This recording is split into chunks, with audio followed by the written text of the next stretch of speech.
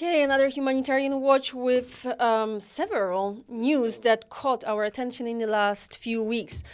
And my first one is on UK, because it's no news that UK is placing many refugees and asylum seekers, predominantly actually asylum seekers, in hotels. And everybody's super outraged about this because, everybody's picturing people in fancy hotels and so on. 5 stars. It's not the case. Those are like rundown hotels that probably didn't bring much money to those owners. But yes, people are hosted in those hotels. And they are planning now to close those hotels. Keith Starmer pledged already during the campaign that he's going to take care of the asylum hotels, as they're calling them. Wow. So now they want to close several of them and move people to predominantly some, as they call it, like longer stay or temporary housing. So there's going to be big houses or some old military bases. And the problem with this whole thing is that it is really not cost efficient. I was trying to find a very clear number of how much UK is spending on those hotels. And it gave me a number, depending on the source, between £4.5 million to £8 million a day. So it is a big number, like it makes an impression, right? But the National Audit Office, NAO, said that the Home Office expects to spend £1.2 billion on housing asylum seekers in those large accommodation sites, and it's around £45 million more than using those hotels. Oh, right? Only 45 more. Yeah, sorry, 46. It's still more. It's millions. We're talking about millions of. I know that in this scale, that it's not that impressive, but like you can spend 46 million on many things, like improving many other things. But I think they said I think it's gonna save them 250 million a year. This is what your sources are saying.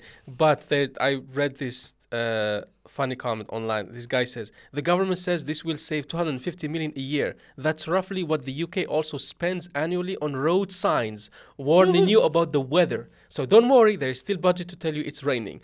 Because, my God, this is so funny and sad at the same time. How can you spend so much money on road signs? Yeah, they have this road sign when it says it's raining or it's snowing. And they spend a lot of money on them. Like, I don't know, these guys. I guess those are the electric ones that like you just are blinking and like so they use more because like making those they're saying that much money. Yeah, they're saying it's all about the money. That's why we are doing it, all about the money. But also they are making people hate refugees. When you are poor in the UK, you're an English person, and you hear that this person comes from this country and he's in a 5-star. Of course you get angry. Of course you do riots. Of course you want to kill them. Of course when they do something bad, now it's huge in your eyes because we put them in 5-star hotels and now they're killing, they're stealing. So that's the issue. That's what. But the issue here also is that those fancy hotels are of course not fancy, but the reason why they want to move them, one is money, yes, but the second one, as they're saying, is that there are claims of community tensions and racism in those, because those are usually smaller towns, and one of those hotels faces a lot of, is frequently targeted by far-right activists. Yeah, okay, move those people from there, not everyone. Yes, you're not doing anything, and some of those far-right activists even broke into one of those hotels, and they posted this video of like people being really jammed in those small rooms, which was for both sides a bit shocking, right? For them it's just like, we live in hotels, but on the other hand, like some of the government officials are saying that those hotels are not places for kids to live. You should not be sharing one small room with 9 other people, right? I'm not saying that it's always the case. Sometimes it's only 4 people or something, but you have very little privacy, you have very little peace and quiet to do your homework and so on. So yes, it's true that this is not the best accommodation. So in a way, I can understand that the government wants to bring some change, but it doesn't seem like it comes from a point of improving the situation. It's more about like lowering the costs. Also, it's advertisement. Which we don't know if it's going to happen. You're advertising for the people who are thinking to go there. And every law they make, the one we talked about the last time when you cannot get nationality, that's not for the people who are there, for the people who are thinking of coming there. So that's why they do. I read also this funny comment. He said, if Britain was a hotel, in TripAdvisor would give it 1 star. It's gonna say too cold, very loud, and they threw me out during breakfast. Oh my God. I mean, it's just ridiculous. Where are you finding those? I have to go dig deep to find this stuff. All right. So, are you ready to go to Italy? Always. Not for a good reason this time. Okay. Remember the November 2023, Italy and Albania signed this agreement. Yes. To start sending people there, establish 2 migrant processing centers. Yes. Processing. But what happened is on April 11, 2025, Italy moved 40 individuals, primarily from Algeria, Tunisia, and Bangladesh, from these detention centers in Italy to facilities in Albania. But they are sending them there. These people have already gotten their negative answers, so there is no way. So they are sending them in a way saying they're going to wait there until they get deported. But there is something else because they are from Algeria, Tunisia, and Bangladesh. I don't know about Bangladesh, but Algeria and Tunisia, the government, if Italian government asks them to pay for them to go back, the government says no. So you have to pay it on your own. So your family have to do it.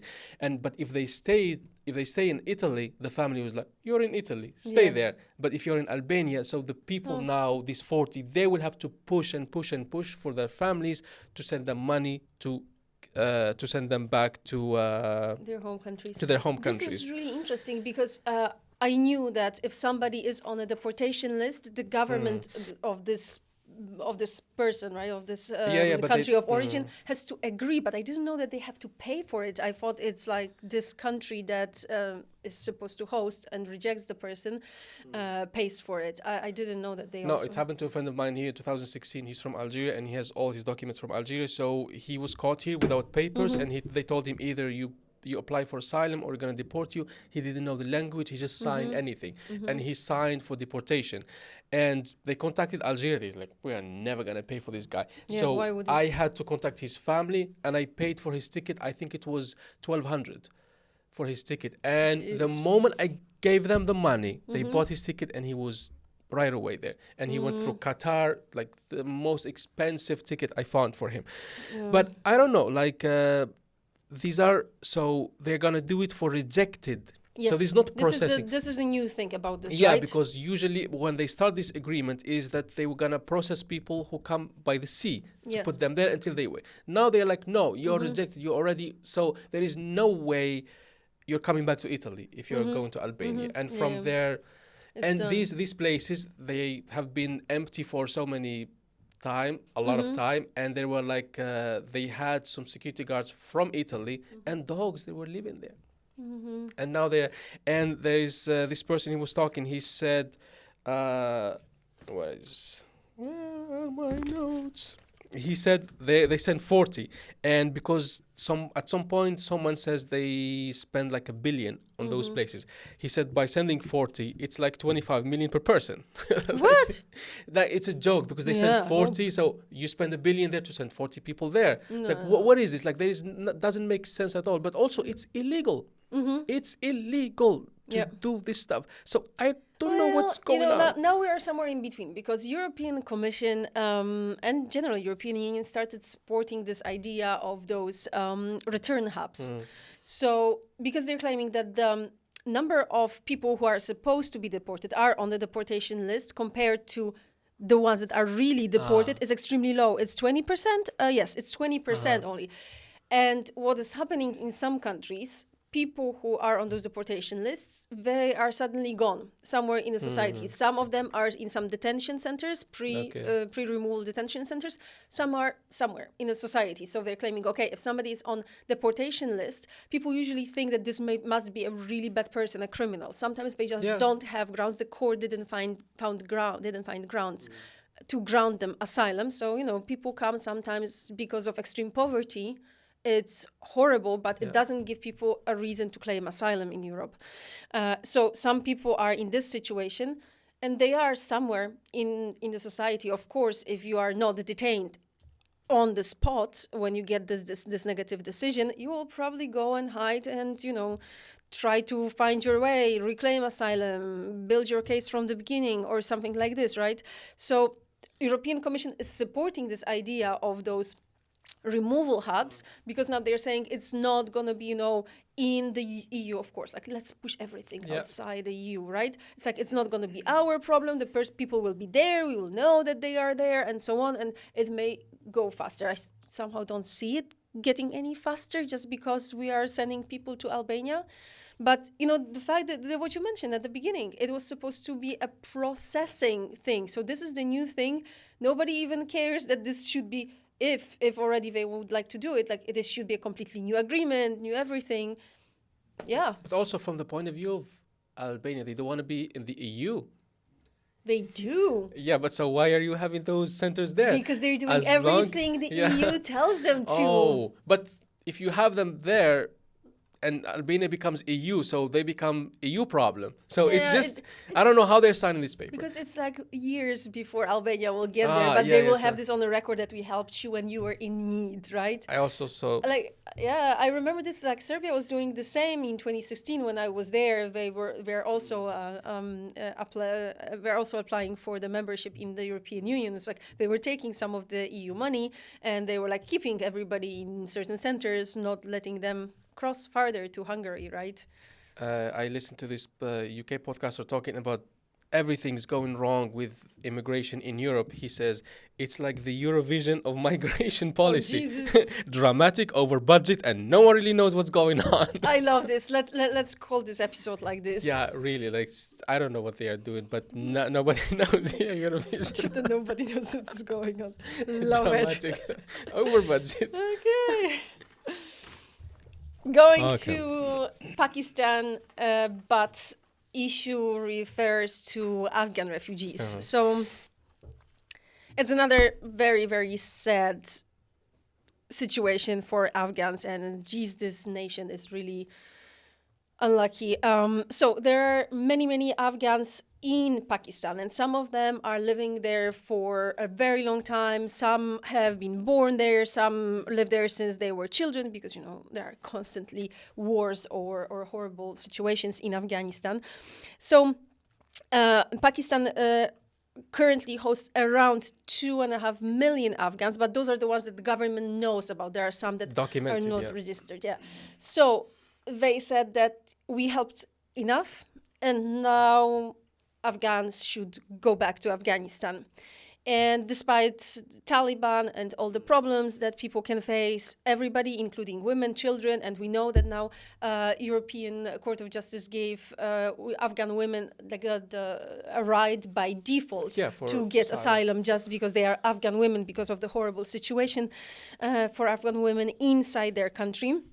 And now the thing is, they want to do it in 3 rounds. So the first phase will be the deportation of people who are sort of, they call them ACC cards, but those are Afghan citizens cards, and they are they were sanctioned by the government, so they have some kind of a documentation.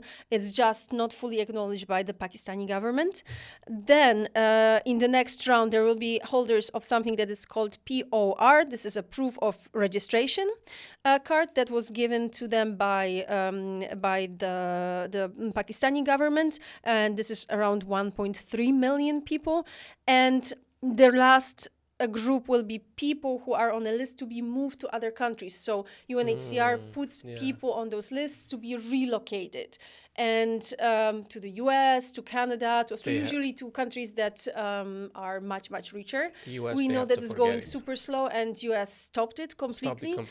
So there are many of them, and they will be also, they will be in this last phase. There are around 800,000 of those ACC card holders, 1.3 million, as I said, those proof of residence.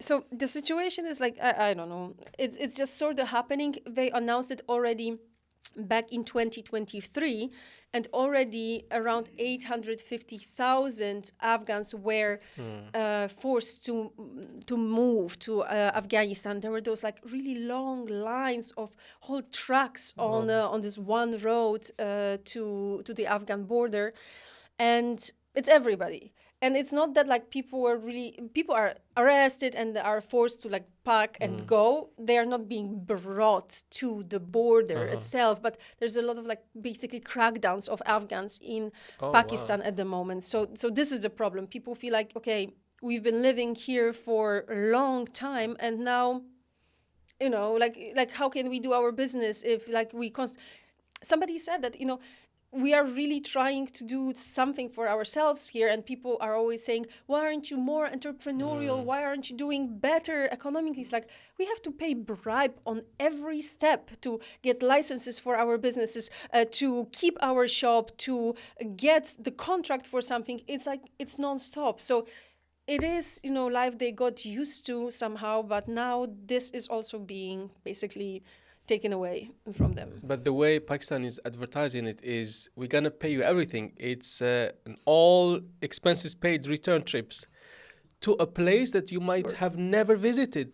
Sure. There was a guy, Muhammad Lal Khan, a man who was born in Pakistan, raised in Pakistan, and even buried his brother there. And he's going to leave everything and go to this place. And he's 30. He have never been there. Exactly. Because here's, again, the problem that people cannot really apply for citizenship or some kind of a permanent residency. 30 years. Oh. You're there for 30 years. You should have at least permanent residency, but it's not open for Afghan citizens. People are born there, you know, at least for people who are born, this should be a case, but it is not.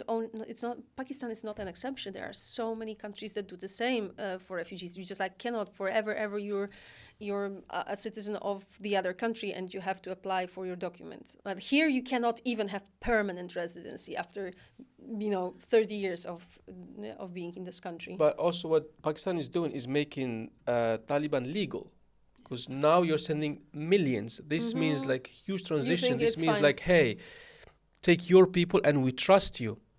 What's going to happen to them when they go inside? Where are they going to live? People already in Afghanistan, they have nowhere to go, and the women are, and then now you send them there with nothing, just okay, go, and that's it. And they were saying also it's going to save us money, the economy of Pakistan. What? These people were living there. They had shops, like you said. They were getting no support. I heard that some people, they were paying money also for their kids to be in schools because they didn't have documents. And everywhere you get stopped by the police because you don't have papers, you will have to pay. Otherwise, you're going to go to jail. It's like I have a quotation by one person from this Al Jazeera article. He says, "It is as if being an Afghan is a curse upon our existence." Yeah. It just like made me so sad, and it was like, this is so true. Seriously. Every Afghan person I know, they have like no happy memories except for like small family things from like their country as such, like, bigger events or something. Like there's nothing really positive about it. We have never talked about Cyprus. We never did. And the refugees have been coming to Cyprus for a very long time. It's the first time it's going to be negative also. Because Cyprus, when you hear about it, they just suspended Syrian asylum applications, April 2024. Over 1,000 Syrian asylum seekers arrived in Cyprus in early April 2024. The last year it was just 78 at this time of the year. But what they don't understand is, why did they arrive now? Because people are saying things are getting better in Syria. Yeah, you don't know. These people, they were living in Lebanon. They were living in Gaza. Some of them, I don't know. They were living in Egypt, and Egypt are pushing them out. So that's why they're coming. But the reaction from Cyprus is like, we're gonna stop it. And since the fall of Bashar al-Assad regime in late 2024, over 1,000 Syrians in Cyprus have voluntarily withdrawn their asylum applications. So, and 755, they already left. But this doesn't mean that it's heaven there. If some people are leaving, that's their choice. They want to go back. It's okay. I have met some Syrians. They said, we're going to go back. Others, they said, no way. It's more chaotic now. I know maybe it's a little bit better that Bashar left, but it's more chaotic. The issue also, Cyprus is lobbying the EU to declare parts of Syria as safe zones to allow for deportation. They don't get it. You see Syria, but it's very difficult. You have in the north, you have Kurdish people. On the coast, you have Yazidis, and you have Shia, and you have Sunna. So even if it's a safe zone, as a Christian, you cannot go in this place, for example, or as a Sunnah, you cannot go there. So just declaring a safe zone doesn't give you the green light to send everybody there, because just in the last weeks, Israel also went there, and they destroyed so many military bases because they thought that Turkey is sending a lot of soldiers so they can take control. So Israel was like, I'm gonna destroy these airports because they're military airport, and they destroy them all. So Turkey doesn't have a place there. So it's still chaotic. But Cyprus was like, we're gonna stop it. It's super chaotic. But I think we have to make it clear that Cyprus is not the only country in the European Union that suspended or stopped admitting following the trend. Yes, following the trend. I think it's like 18 countries right now in the EU that just stopped, suspended admitting Syrian applications. And first of all, like here's the tragedy of this. I heard of several people here in Greece, families that have been split because of that. Because as you know, if there's a family and there's a person who just turned 18, their case will be treated separately, right? So if you have a young son and he's 18 or 19, his case is separately. And I heard of several cases when mother, father, and like 3 other children were processed, got a yes decision, and are now somewhere in Greece, were actually even forced to move out of the islands if they were there, and the son stayed. And they are like, what are we supposed to do now? Like, he is sort of in the process. He can choose to go back to Syria. We do not want to go to Syria because even if you think like the instability right now, and if you were a family, why would you make this decision right now to go back to a country that is basically in this chaos, right? So this is one of the issues here.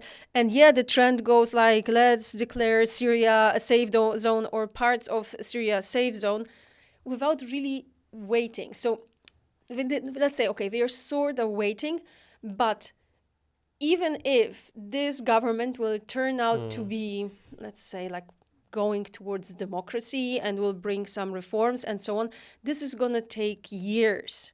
And over the next months, if not years, probably years, there will be really dangerous parts of Syria. And what are you doing to those people? You're forcing them to stay in camps in a limbo. It's neither this nor that. You're neither deported nor admitted. You're just like, their whole life is in suspension over this time.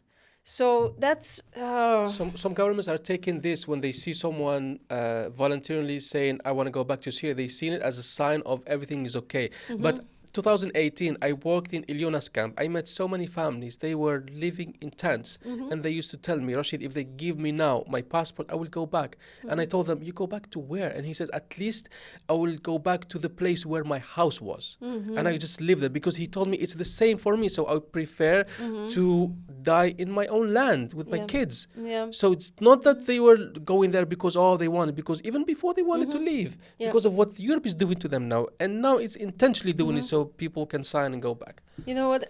So I heard many Syrians saying that the moment the war is over, they want to go back. But this was like, 2016, 17, 18. Now, when, you started your life here and you work for several years, your kids go to school and so on, that may change their thing. I never heard an Afghan person saying, like, I want to go back to Afghanistan. But Syrians, a lot.